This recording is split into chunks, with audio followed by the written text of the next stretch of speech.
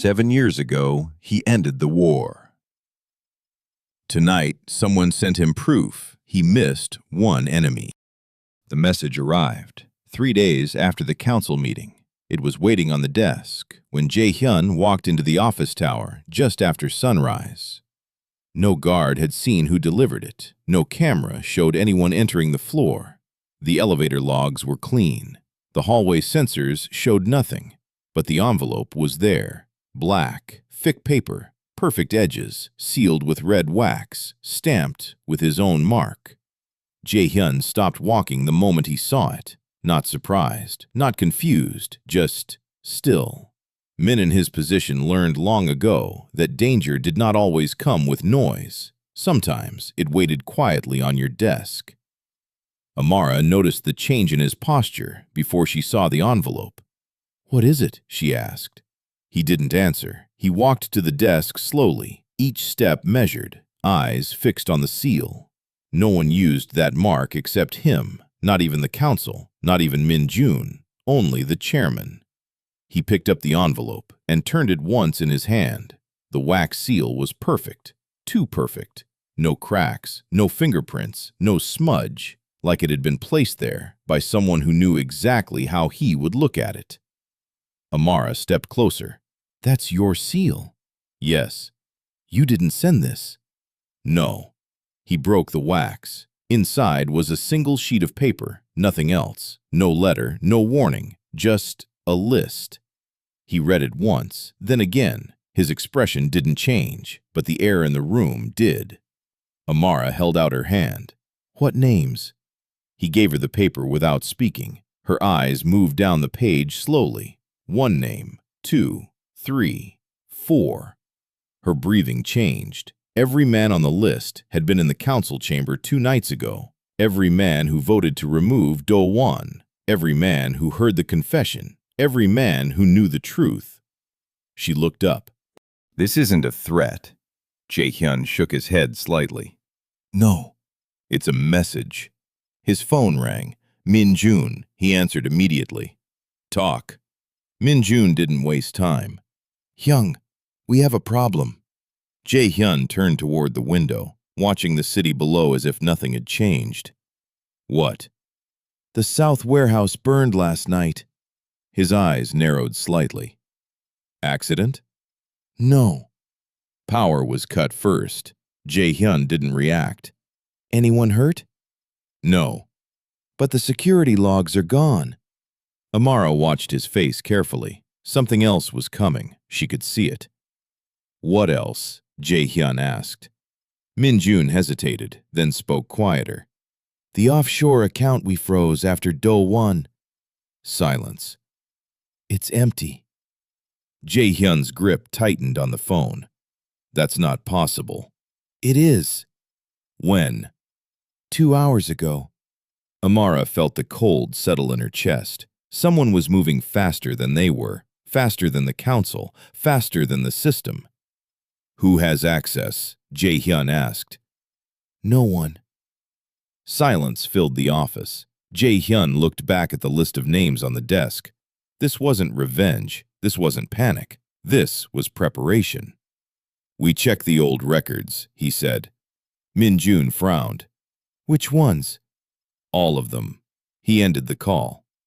Amara crossed her arms slowly. "This isn't about Do Won." "No." "This is older." He sat down at the desk and opened the secure system. The screen lit up. Folders appeared. Operations, transfers, council decisions, security logs, internal reports. He stopped at one folder near the bottom, dated 7 years ago. He didn't open it right away. Amara leaned closer. "What is that?" His eyes stayed on the screen. "A war." "One we thought we won." He opened the file. Photos filled the screen. Burned buildings, confiscated weapons, men lined against a wall in handcuffs. An old syndicate, one that used to control the docks, before Jay Hyun took the city. "They refused to pay," he said. "So you removed them?" "Yes." Amara studied the images. Everything looked clean, efficient, final. Too final. She pointed at one photo. There. Jay Hun looked closer. A younger man stood behind the others, not in cuffs, not fighting, watching, his face half in shadow. Who is that? She asked. Jay Hun narrowed his eyes. I don't know. His phone buzzed again, unknown number. He stared at it for a moment, then opened the message. A photo appeared on the screen. The same man, older now, standing inside a dark room. Behind him, on a table, lay black envelopes, several of them, one for each council member. Below the photo, a single line of text. You removed the wrong man. Amara felt her breath slow. He's been watching you. Yes. Jae Hyun's voice was calm, too calm. His phone rang again, Min Jun. Hyung, police just arrived at the East office. Jae Hyun's eyes hardened. Why? Anonymous report. Weapons. Jae Hyun closed his eyes for 1 second. Not fear, not anger. Calculation. They're testing us, he said. Amara stepped closer. Who is he? Jae Hyun looked at the photo again. The only man who survived that war. And what does he want? His answer came without hesitation. Not money. Not power. He put the phone down slowly. Me. The room felt colder after he said it. Not money, not power. Me. Amara watched him carefully. She had seen him angry. She had seen him silent. She had seen him ruthless. But this was different. This was the look he had the night her brother died. The look he had when something inside his world stopped making sense. You knew this war wasn't finished, she said quietly. Jae Hun didn't answer right away. He kept looking at the photo on the screen. The man standing in the shadows, watching, waiting. 7 years ago. I knew some of them survived, he said. You never told me that. I didn't know which ones. She folded her arms. So you ended the war without knowing who was left alive? Yes. That sounds like you. He looked at her, not angry, not defensive, just tired. In my world, if you wait until you know everything, you lose. She held his gaze. And if you don't wait, someone innocent dies. Silence. He didn't argue. He couldn't. His phone buzzed again. This time, it wasn't a call. It was a message. Min Jun, location ping attached. He opened it. What is it? Amara asked. The East office. What about it? Camera feed just went down. Her eyes narrowed. Another accident. No. He grabbed his coat. We're going. She didn't hesitate. I'm coming. He looked at her. You don't have to. I know. Pause. But if this is about the past, I'm already part of it. He didn't argue. They left the office together. The hallway outside was quiet. Too quiet. The guards straightened when they saw him, but their eyes moved quickly, like they were expecting something to happen. Jae Hyun noticed. He always noticed. Who was on duty last night? He asked one of them. The guard swallowed. Same rotation, sir. No changes. Yes, sir. Jae Hyun kept walking. Amara spoke under her breath. They're nervous. They should be. They entered the elevator. The doors closed. For a moment, the only sound was the hum of the cables pulling them down. Amara leaned against the wall. You think this is the same man? Yes. You think he planned all of this? Yes. You think he's been watching you for 7 years? Jae Hyun looked straight ahead. Yes. She studied his face. You don't sound surprised. He finally looked at her. In this life, the only surprise is when the enemy stops. The doors opened. The lobby was full of movement, guards talking, phones ringing. One of the security officers rushed toward him. Sir, the East office lost power at 6:12. Backup? Didn't come on. Jae Hyun's eyes narrowed. That system has 3 backups. Yes, sir. And all 3 failed. Yes. Silence. Amara felt it again, that same feeling, like something was watching. Show me the feed, Jay Hun said. They walked into the security room. Monitors covered the wall, most of them normal, traffic, warehouses, routes. Then, one screen, black. The East office. When did it go down? He asked. 6:12. Bring up the last minute. The technician rewound the footage. The screen flickered. The hallway outside the East office, empty, still. Then, static. The picture warped, cut, gone. Jay Hun leaned closer. Frame before that. The technician froze the image. Amada stepped forward. There. A figure at the end of the hall, almost out of frame. Just a shoulder, a coat, dark, still, watching the camera. Jay Hun's voice dropped. Zoom. The image blurred, too far, too dark, not enough detail. But the posture, the stillness, he had seen it before. Amada felt the same thing. That's him. Yes. The technician swallowed. Should we send a team? Jay Hun didn't answer right away. He kept staring at the screen, thinking, calculating. Then he shook his head. No. The room went quiet. No? He wants us to send a team. Amada nodded slowly. So we don't. Jay Hun looked at the officer. Clear the building. Sir? Everyone out. Now. The officer ran. Phones started ringing, orders being given, guards moving. Amada watched him. You're setting a trap. No. I'm not giving him one. She tilted her head. Then what are you doing? He looked at the black screen again. Waiting. For what? He answered without hesitation. For him to make the next move. The lights flickered, just once. Everyone in the room looked up. Then the power cut. Every screen went black. Every light died. Total darkness. Someone cursed. Someone dropped something. Then the backup lights came on. Red. Dim. Wrong. Jay Hun didn't move. Amada felt her heart start to race. That wasn't the East office. No. That was here. Yes. Footsteps echoed in the hallway, running, fast. One of the guards burst into the room. Sir! He stopped when he saw Jay Hun, breathing hard. There's a fire in the lower garage. Jay Hun didn't blink. How big? We don't know yet, Amada whispered. He's not testing you anymore. Jay Hun nodded once. No. He looked toward the door. He's starting. The smell of smoke reached the hallway before they saw the fire. Not thick, not out of control, just enough to make everyone move faster. Guards ran past them toward the stairs, radios shouting over each other, voices overlapping with orders that didn't match. Jay Hun walked the other way, toward the garage. Amara followed without asking.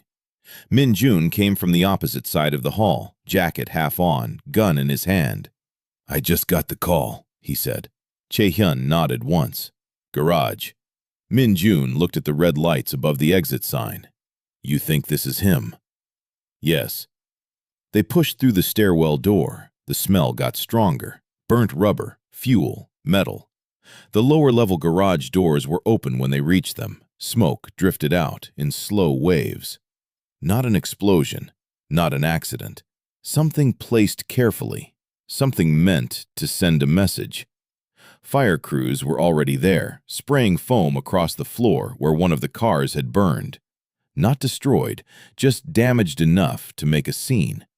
Min Jun looked around. This doesn't make sense. Jay Hun stepped forward. It does. He hits the warehouse. He drains the account. He cuts the power. And now he burns one car. Jay Hun looked at the blackened tire marks on the floor. He's not trying to hurt us. Amara frowned. He's showing you he can. Jay Hun nodded. Yes. One of the guards ran up to them. Sir, the fire started from under the engine block. No sign of forced entry. Jay Hun looked at the car, one of the older ones, not important, not valuable, just there. Check the cameras, he said. We did, the guard replied. Nothing. Of course. Min-jun shook his head. He walks in, shuts off power, sets a fire, drains accounts, and no one sees him. Jay Hun didn't answer. He walked slowly around the car, looking at the floor instead of the damage, looking for what most people missed. Patterns, timing, choices. Amara watched him. You've seen this before. He stopped. Yes. She stepped closer. When? He didn't look at her. At the docks. Min-jun looked up. You think this is the same play? Yes. He crouched slightly, touching the floor near the tire. Black powder. Not fuel, not oil. Something else. He rubbed it between his fingers. Signal powder. Min-jun frowned. What? You light it. It burns slow, bright, controlled. You use it when you want people to see the fire. Amara's chest tightened.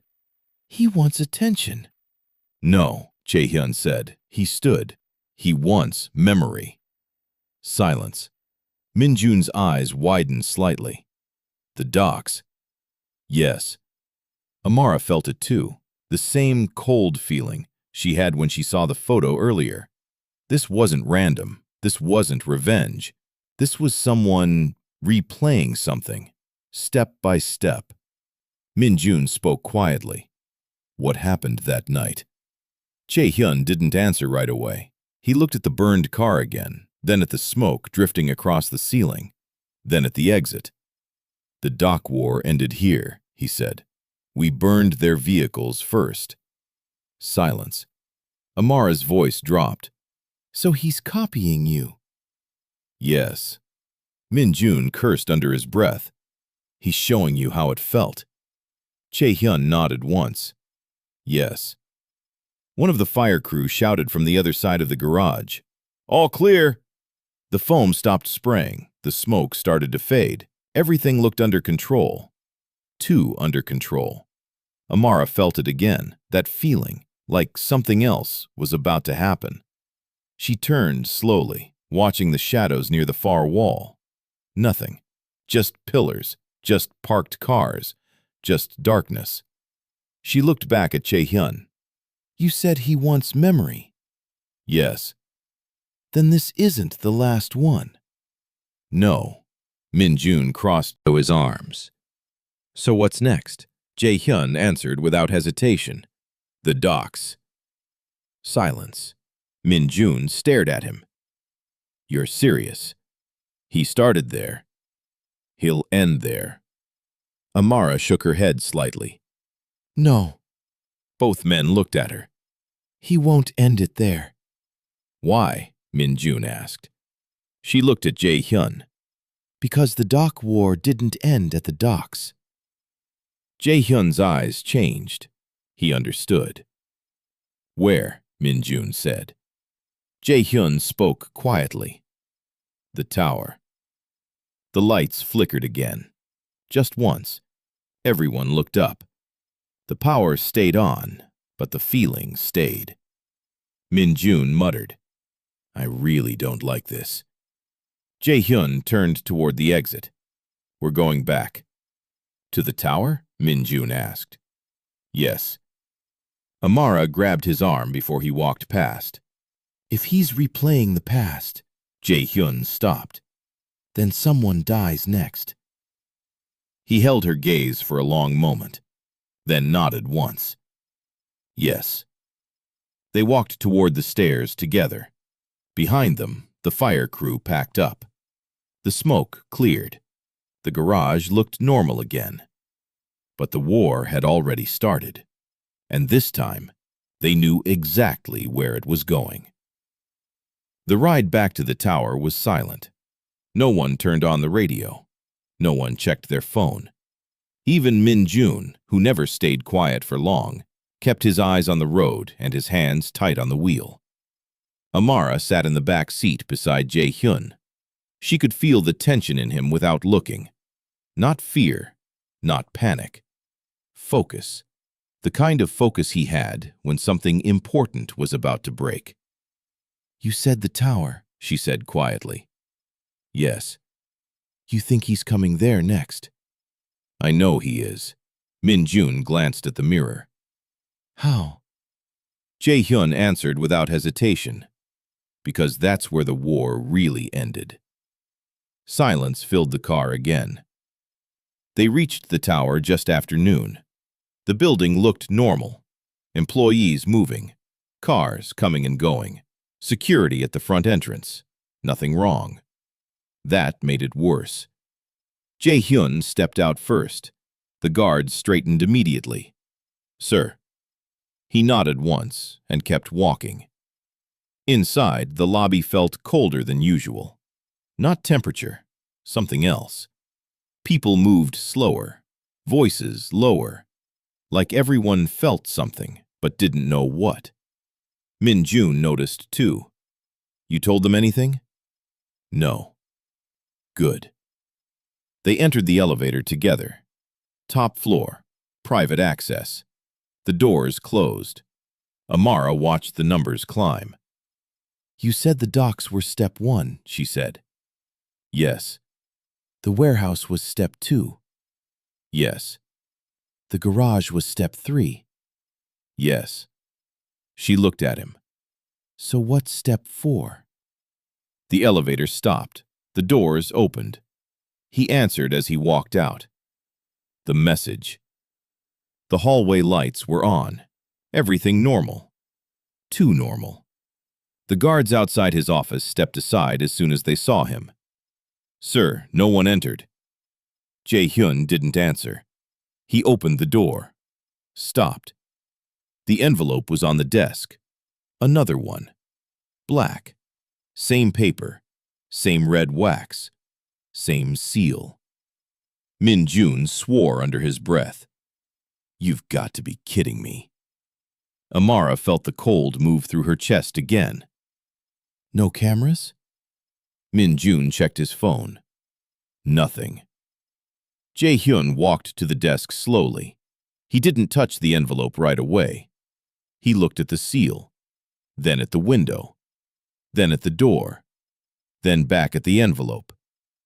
"He wants us to open it," Amara said. "Yes." He picked it up, turned it once. Perfect again.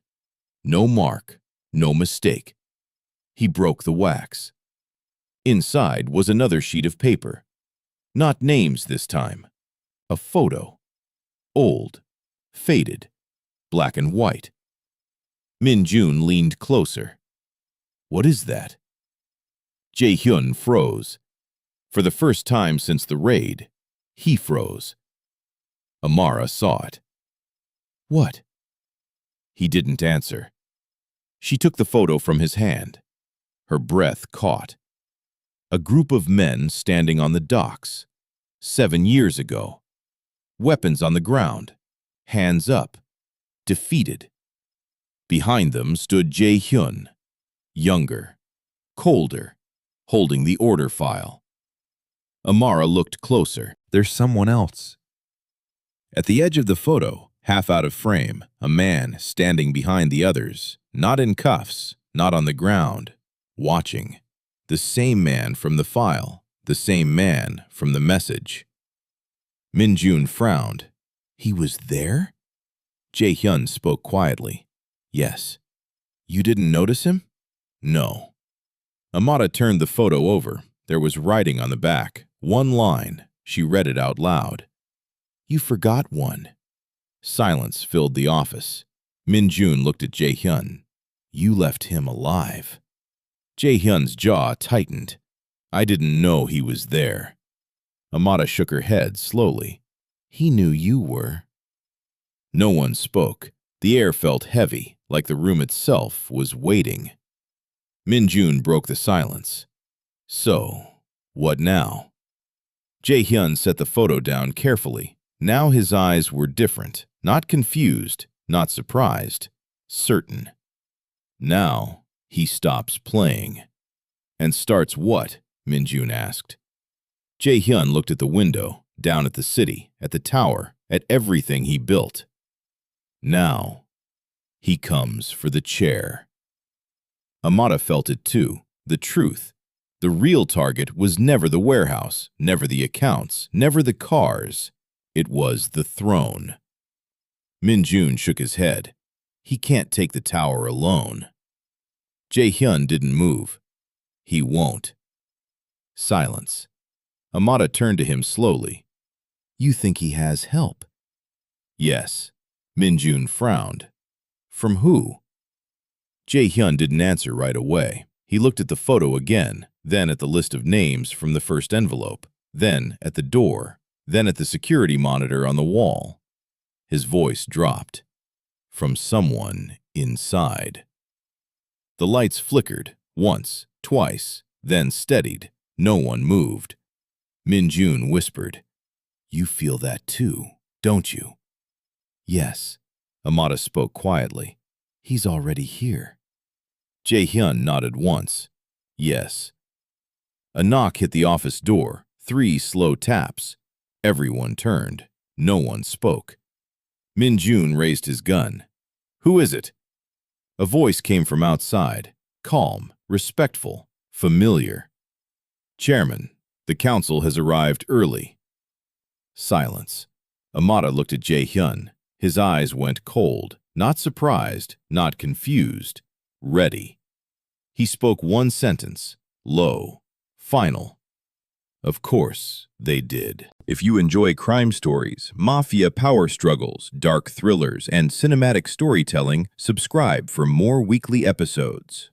Question for you. If you were Jay Hyun and discovered the one man you missed 7 years ago has returned, would you A. Hunt him down first, B. Protect the tower, C. Find the traitor inside the council? Comment A, B, or C. I'm reading every theory.